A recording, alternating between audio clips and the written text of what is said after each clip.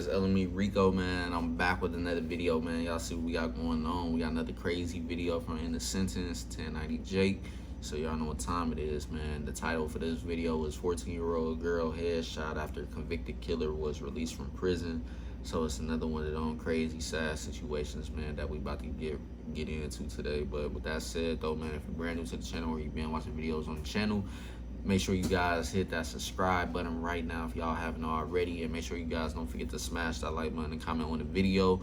Also, don't forget to tell your family and friends about the channel as well, and hopefully they become supporters on the channel. And also don't forget to turn on post notifications so you guys get notified when I drop new videos. And be sure you don't miss out on new videos. Check out the channel every day, no matter the time of the day, just because you never know when I'm gonna drop in, because sometimes the post notifications do not work at all. And also don't forget to add and follow me on social media, man. All my social media platforms are listed down below in the description box as well as in the intro of the video, so you shouldn't have a hard time at all finding me on social media.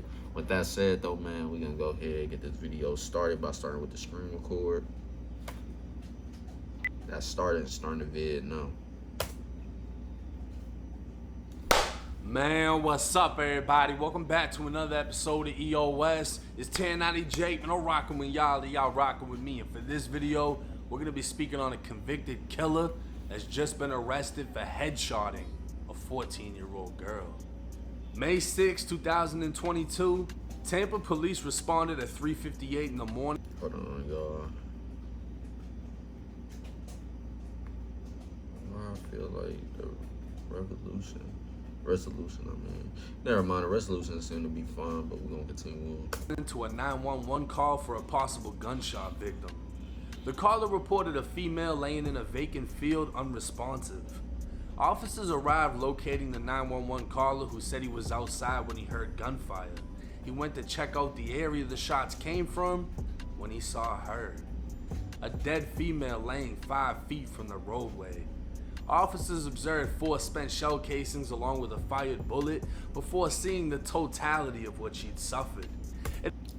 I would just never know, like, what would cause a person to want to hurt a child, let alone a young teen. It don't matter. Like, there's nothing I could really think of to the point where a grown-ass person would want to hurt a child or a teenager, period. I just will never understand, like, what could they possibly have done to you that would make you want to hurt them? It's crazy. It appeared she'd been shot multiple times in the head. A phone charger laying on the ground by her body, but no phone. Officers located another witness who described hearing gunfire and looked in the direction shots were ringing. He saw a dark-colored sedan with the headlights off stopped in the road. More gunshots blasted, and the car drove away. Tampa's ShotSpotter system detected 3 gunshots in the area the body was found. Nearby surveillance video captured the audio, and police were able to determine 5 gunshots were fired. Video also captured the dark-colored sedan. The vehicle can be seen driving to a dead end before turning around, and the car would remain there with the headlights off for 30 seconds before driving away. This was where the body was found or left. An autopsy was conducted on the 14-year-old girl who ran away from home 10 days before she was killed, and she was identified as Alexia Alexander. Investigators interviewed her family, learning she had a phone, but she kept it hidden from her mother and nobody knew the number, but they did say she recently called 911. Investigators looked into a call discovered from an 813 number from back in April, where she contacted the police department alleging a group of people were trying to start a fight with her. Police responded to the scene and transported her home. A search warrant for her cell phone was sent to T-Mobile, and her location history would reveal the phone was in the area she was murdered around the time that it happened. The phone would remain active for another 24 hours after her death. Surveillance video and phone locations would trace the vehicle leaving the scene, confirming the phone was inside of the vehicle. Approximately 12 hours after her death, the phone's location was in the area of Tampa's General Hospital, and the hospital's cameras would capture the suspected vehicle. A black Ford Fusion could be seen entering and exiting the property at times consistent with the phone's locations. The vehicle was registered to Ronnie Tremor Walker, who was released from prison in November of 2021. This was his 6th time in prison, with his first stint dating back to 1995 when he was only 17 years old. In total, he'd done 18 years inside of prison for 21 different felony convictions, including manslaughter. Investigators pulled into a car dealership Ronnie was employed at, locating the Ford Fusion parked at the business.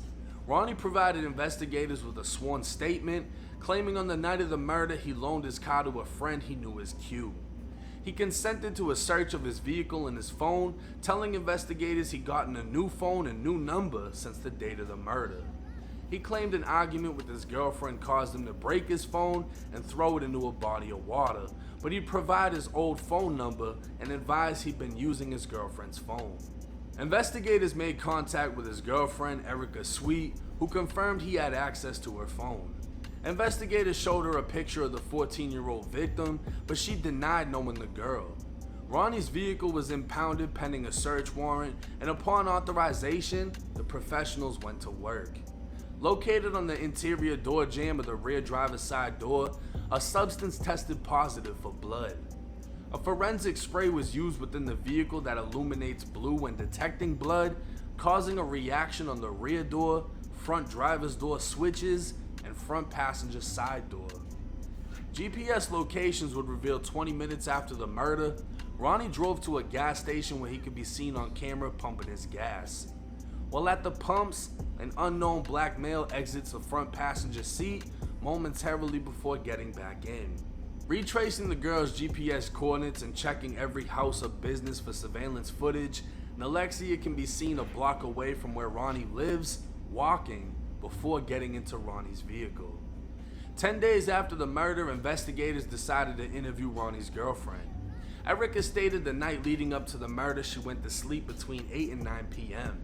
She was unsure what time Ronnie came home, but when she woke up at 6 a.m. he was in bed. Only 26 minutes after the murder, 4 calls were shown on Erica's call log, and she claimed they were made when she was asleep.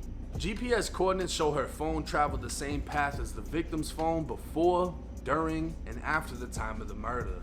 A month later, law enforcement received the results from the DNA found within the vehicle, and it came back from a mixture of 3 sources: Alexia, Ronnie, and an unidentified person. Based on these findings, the GPS coordinates, and surveillance video, Ronnie Walker was arrested and charged with first-degree premeditated murder with a firearm, but the question is, will it stick? While the 44-year-old convict has an extensive criminal history, the only thing evidence points to is he was present during the murder and is most likely withholding information. Premeditation seems unlikely without reason, leaving the question, what would cause a grown man to murder a runaway teen?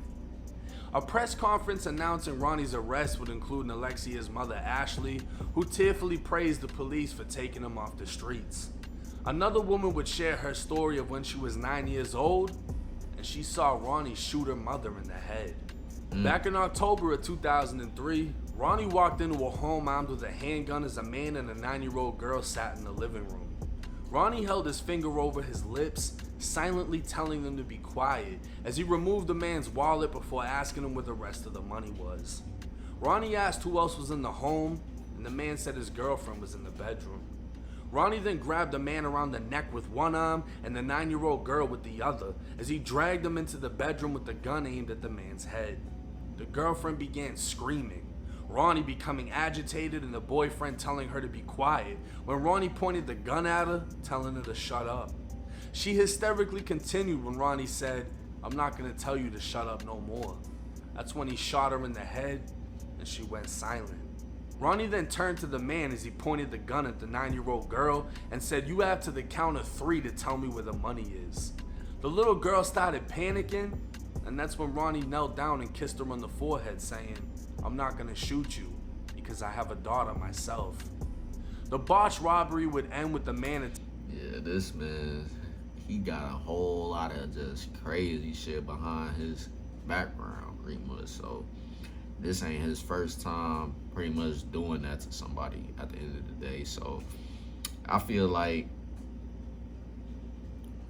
one, he shouldn't have been having as many chances of getting out of jail at the end of the day, because he has already a lot of history of being locked up for a lot of crazy shit anyway. So it's like, why do y'all continue to let this person get out of jail? Like what's going on?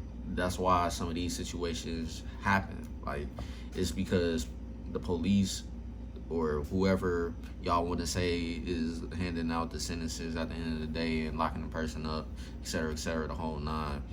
They pretty much keep giving this person a chance after chance after chance after chance after chance. It's like they don't really care. Like, they just want him at this point to keep going, getting out of jail just to get locked back up and shit. At the end of the day, like, they don't care until some shit happens to the point where it's too much. But this ain't even his first time killing somebody. This is his second time.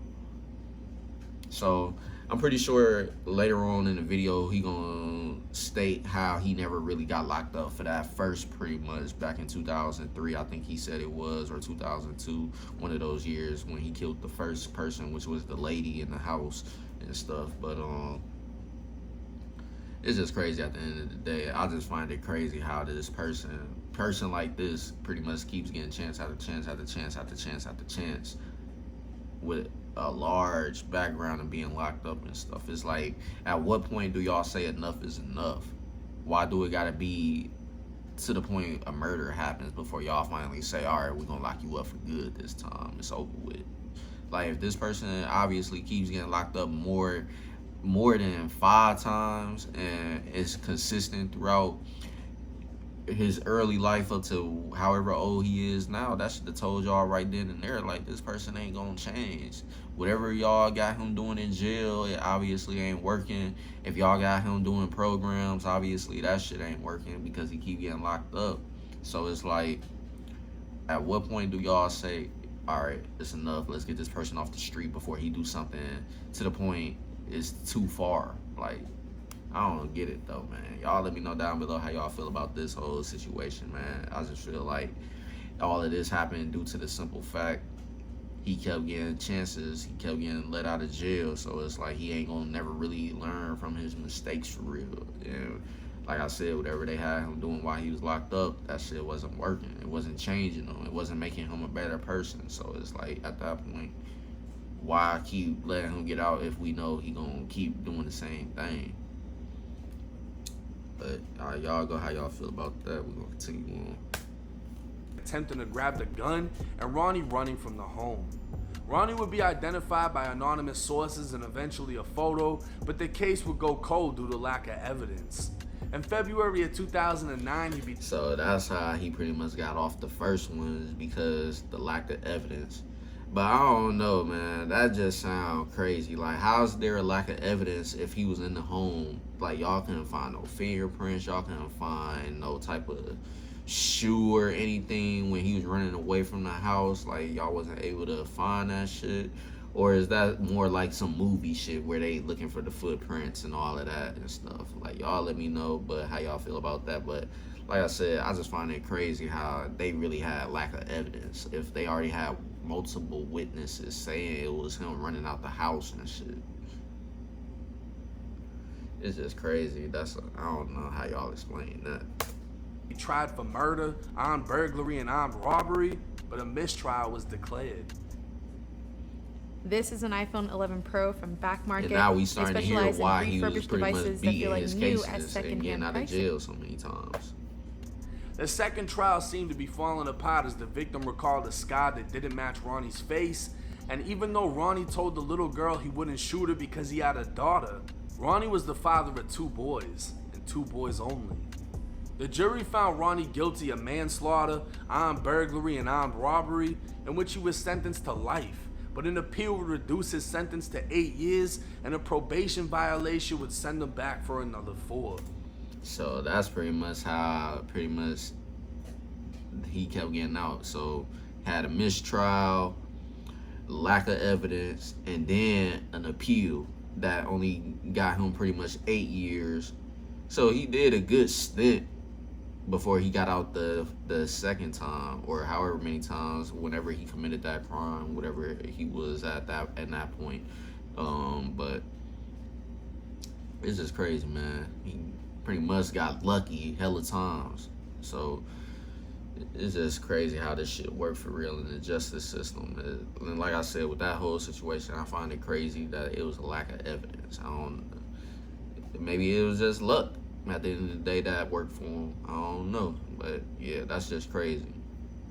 8 years for a murder that they pretty much did say he committed, but due to lack of evidence and a mistrial and an appeal, at the end of the day, he only served 8 years for that alone.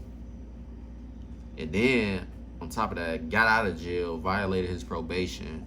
So he actually violated probation and got another 4 years, so that equals 12 years. But he still got locked up so many times, so he just pretty much every time he kept getting out, just did some shit to go right back at the end of the day.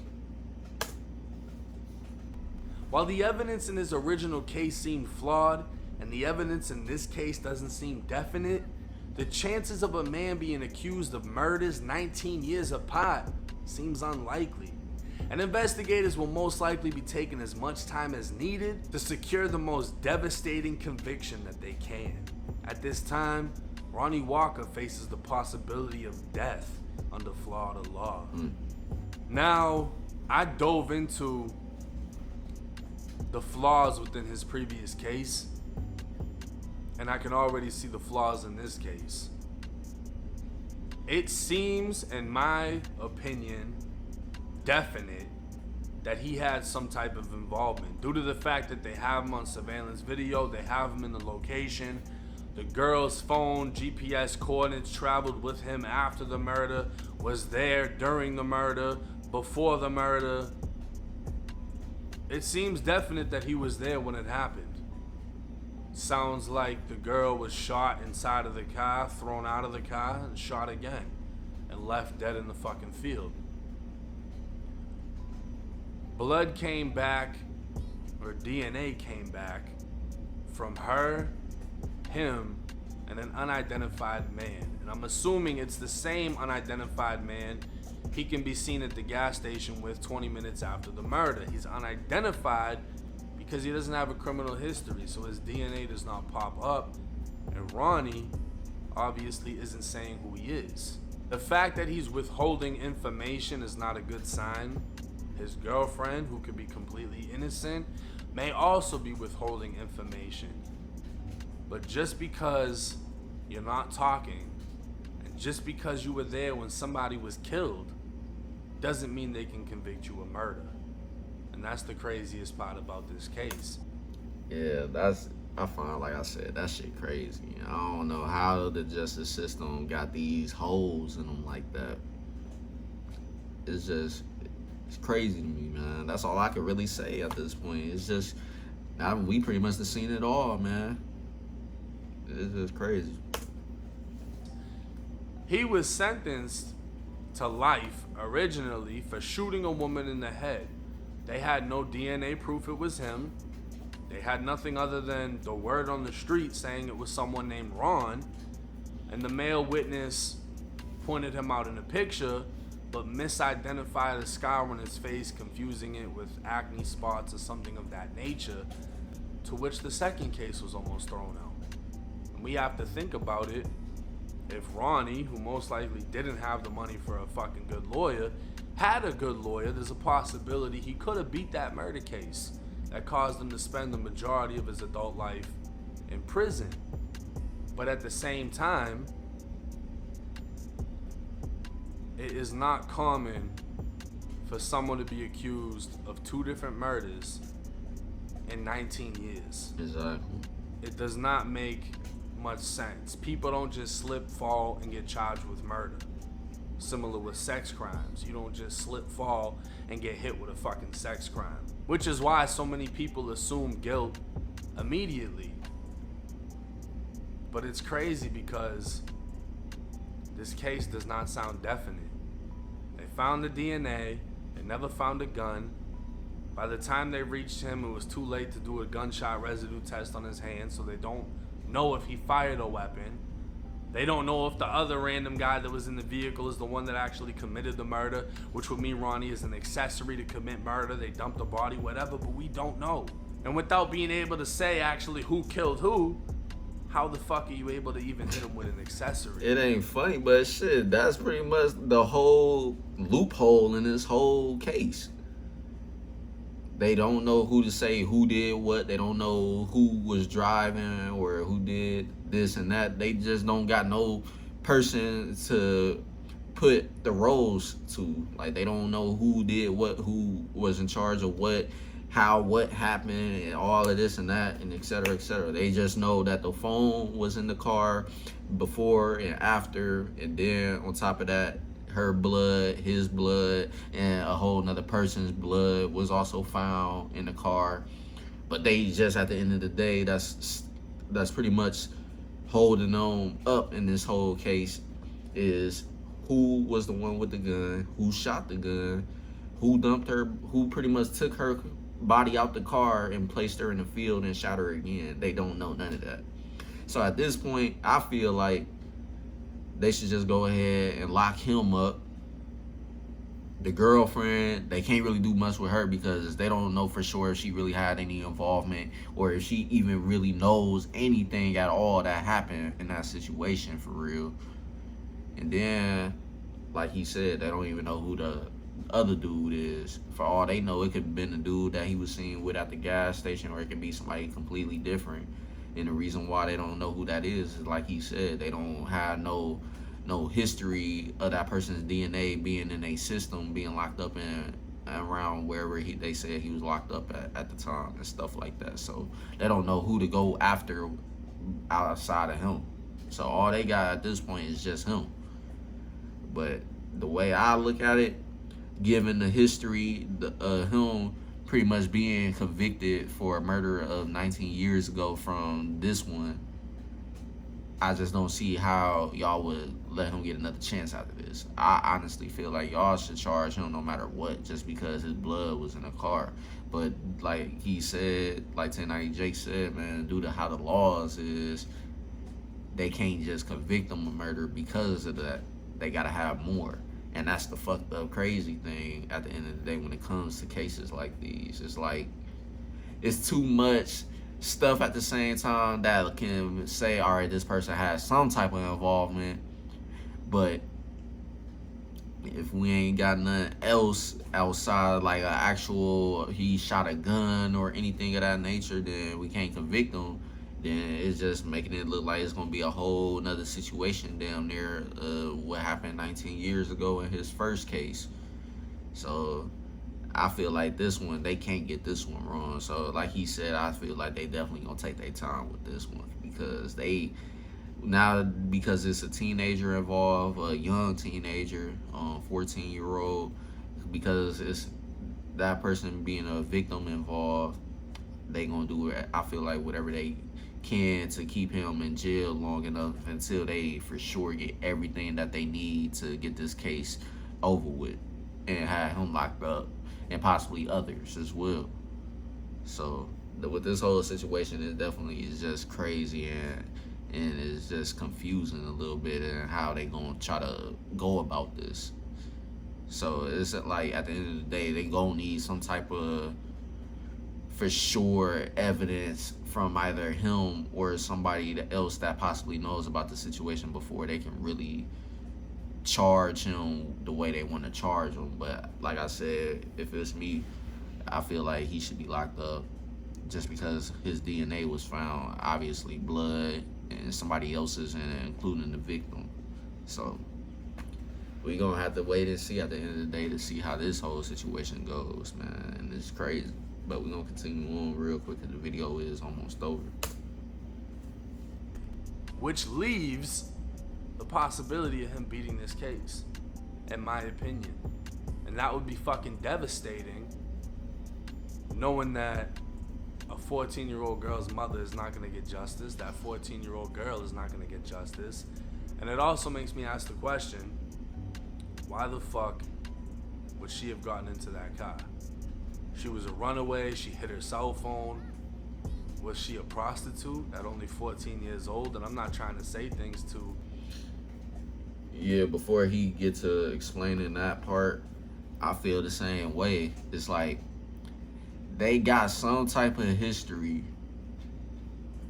because one, ain't no teenager or a kid just gonna get in anybody's car unless they forced to get in that car, or they know that person personally, or if that person just don't have that type of knowledge to them where this is a stranger. Obviously you ain't supposed to mess with a stranger, don't even get in a car with a stranger type of mentality. Like, so it's something more to this. It's gotta be he has some type of personal relation to this girl, or the person that they can't identify is the person that got some type of relation to this girl. But at the end of the day, like we all been saying throughout this video, it look like they gonna possibly let him beat the case just because they don't got a specific role to give anybody in this situation. All they got is DNA, but they don't know who shot the gun. They don't know who had the gun. They don't know how she got out the car, ended up in the field, and who shot her more times. They don't know none of that. So it's just a whole crazy situation at the end of the day, and it's sad. Cause like he said, the mom ain't finna get the justice that's probably deserved, and the girl herself, the victim, ain't gonna probably get the justice that she deserved. All because this whole situation looking like it's about to play out the same way it played out for Ronnie 19 years ago in another situation that obviously was a murder and stuff. It's just crazy, man. Like I said, it's just crazy how these laws and stuff just got holes in them like that, for real. It's like, at that point, what's the point of having laws if it's gonna be some big ass loopholes like these in them? It's crazy.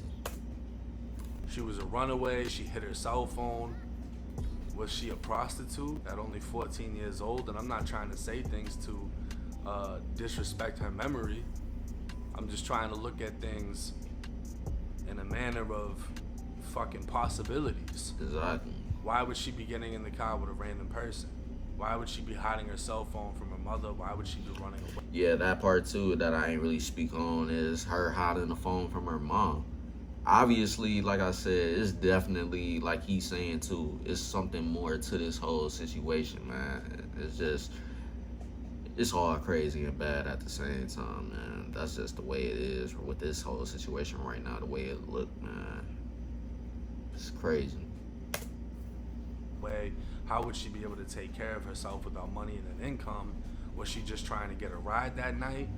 It doesn't sound like there's any previous history that the two of them had, but she was walking within a block of where he lived. Were they communicating prior to what took place? Was that the reason why he made it a point to take her phone? I don't know. I can't tell you. I'm just gonna have to update you as the case progresses. But hey, leave y'all thoughts and comments in the comments. Yeah, that's pretty much the end of the video, man. Shout out to 1090 Jake, man. Always coming through with videos like this, and always doing a lot of research that he needs to do behind these videos to report on accurate information, and not just posting videos where he's just coming up with assumptions and shit like that.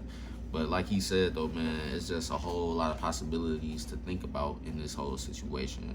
And obviously these is possibly the same possibilities that the police involved with the case is looking at as well. It's like, what is the history behind the victim and the possible suspect in the case, and why was her DNA, his DNA, and another unidentified male DNA found in the car and stuff, and who took her out of the car after they shot her already in the car first and then shot her again when they got her in the field.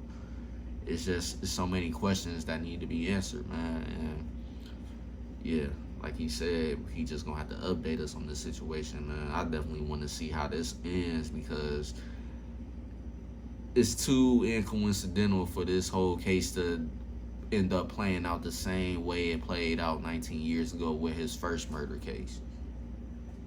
Something gonna have to give, man. Like I said, it's just crazy. But with that said, that's the end of the video, man. Leave y'all thoughts and comments down below. And also don't forget to smash the like button and comment on the video to help the video in the algorithm. Also don't forget to turn on post notifications so you guys get notified when I drop new videos, just because my post notifications sometimes do not work at all. And it's been like that everywhere on YouTube for whatever reason. It's been a problem for years now. But anyway, also don't forget to add and follow me on social media. All my social media platforms are listed down below in the description box, as well as in the intro of the video, so you shouldn't have a hard time at all finding me on social media. With that said, though, man, yeah, man, RIP to her, man, and hopefully she get justice and her family get justice for this whole situation, because this is just a sad situation that you don't want nobody to have to go through, man. It's just crazy. But with that said, though, that's the end of the vid, and I'm gonna catch you guys later on. Peace.